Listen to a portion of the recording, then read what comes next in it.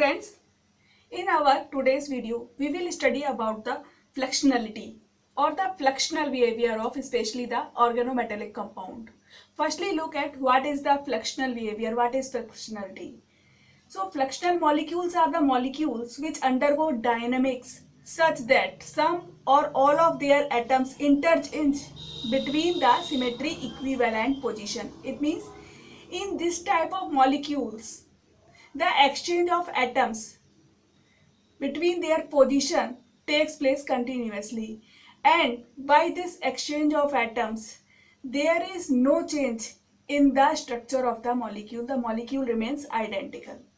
We know when a molecule exists in two structures of comparable stability, these are called stereochemically non-rigid molecules, and when the two structures can be identified, these are non-equivalent, then such type of molecules are known as the stereoisomer.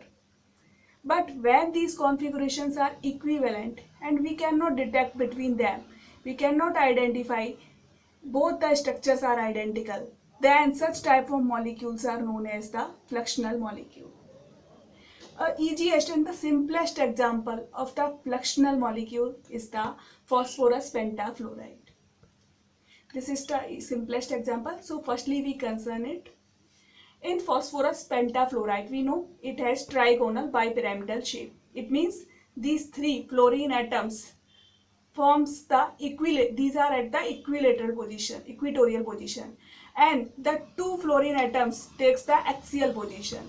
These are three equatorial fluorines and these are two axial fluorines. Now in this molecule, the exchange between the fluorines takes place in such a manner that this axial and equatorial fluorine can interchange their positions via an intermediate stage. This is an intermediate stage, that is square pyramidal, and a new trigonal bipyramidal structure is formed. Now you can see both the structures are equivalent. There is no difference between them.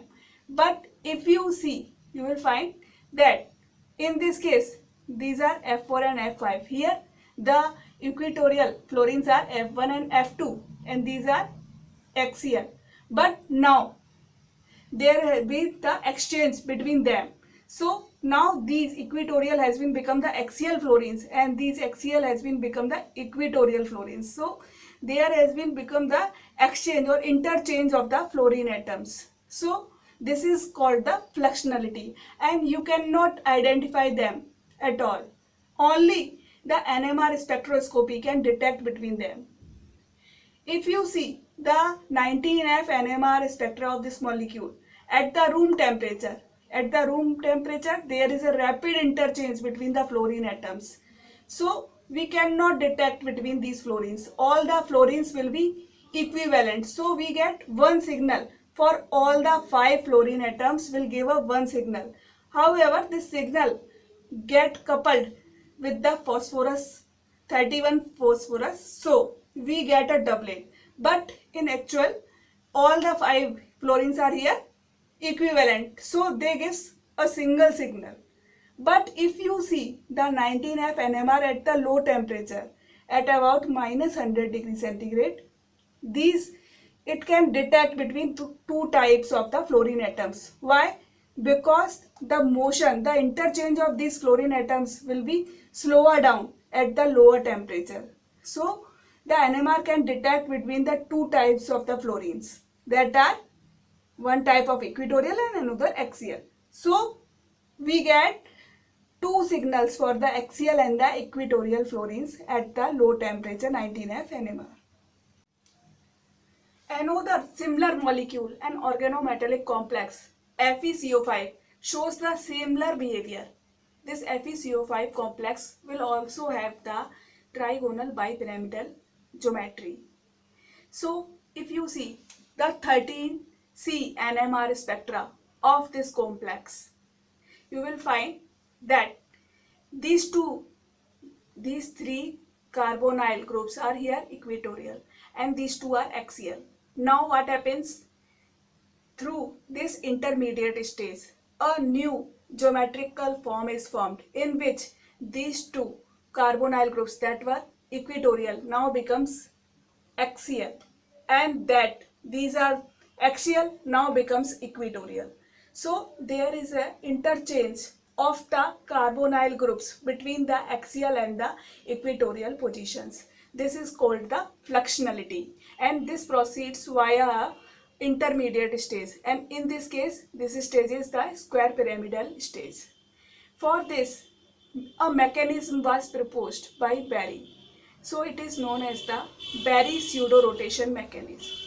And look at this mechanism. This is the whole mechanism. In this mechanism, if you see, this is the molecule and these are the equatorial groups, and this is also an equatorial group, but this is not taking part.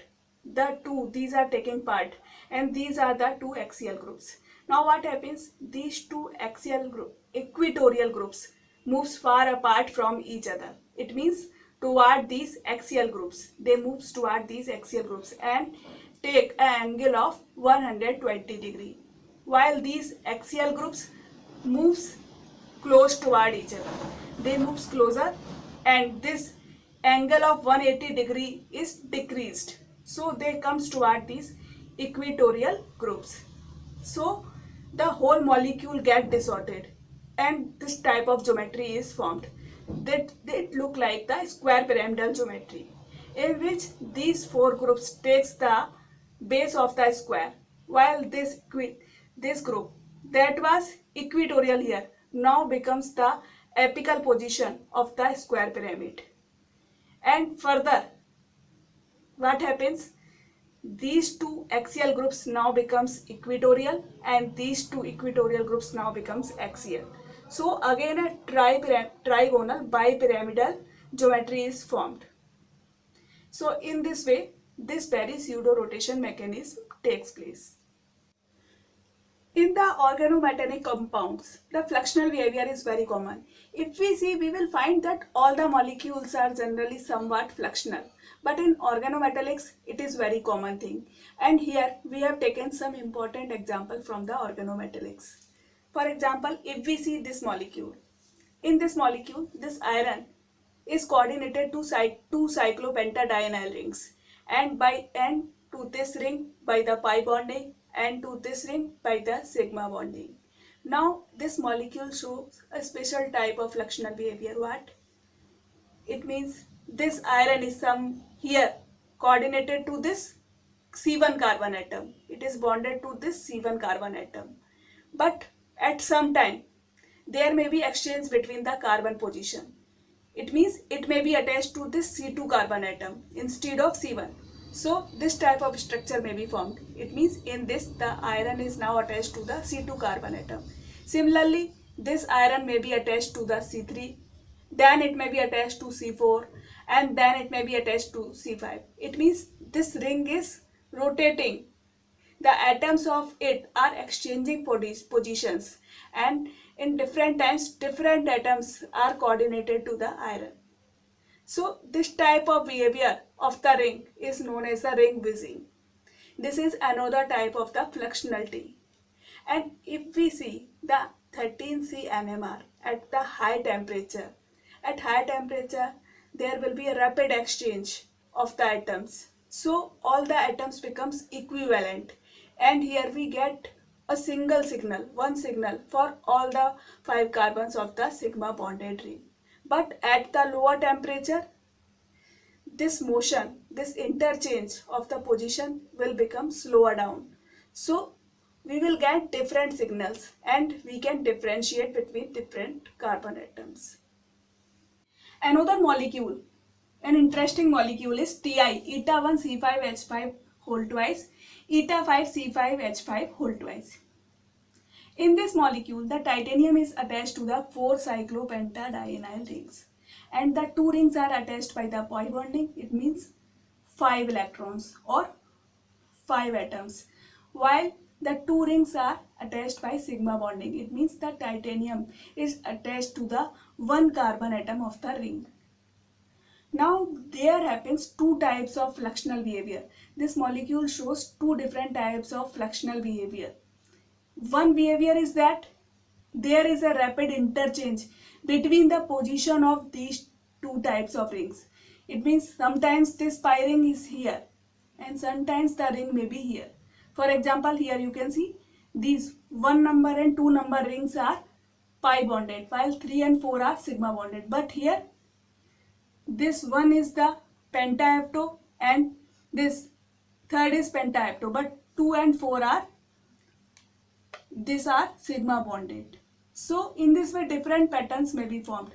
And another type of functional behavior that can be seen is that this ring that is attached by the one carbon can exchange its position of the carbon atoms.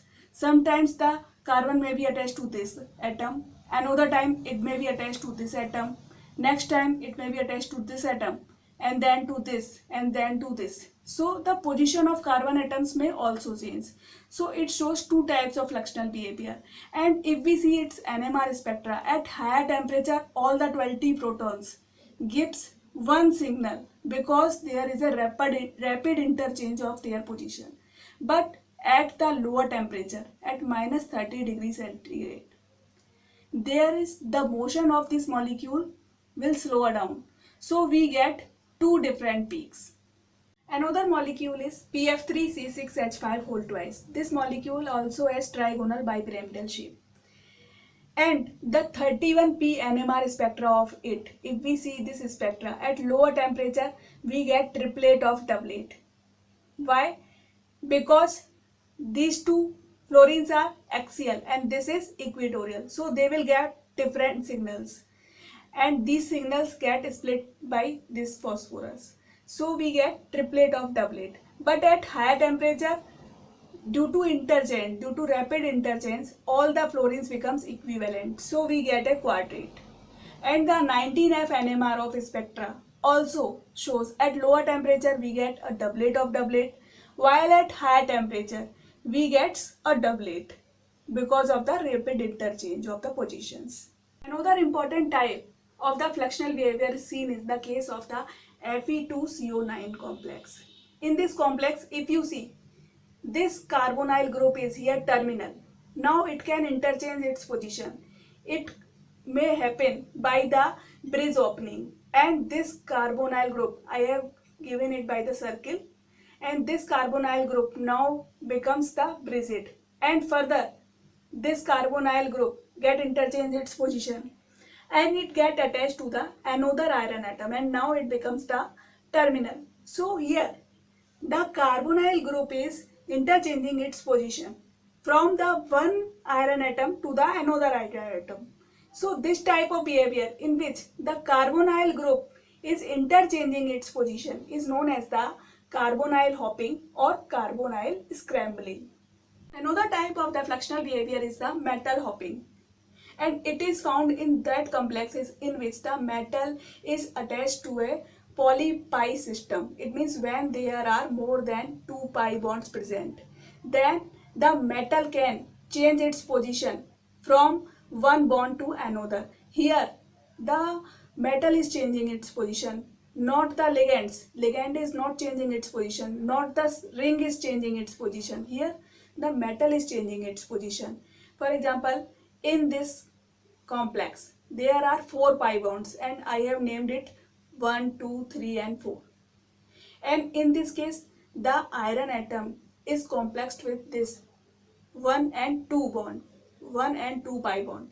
Now it can change its position and it may be attached to 2 and 3 number pi bond, and further it may be attached to this 3 and 4 number pi bonds. So it is changing its position between the pi bonds. Here the metal is changing its position, so it is called the metal hopping.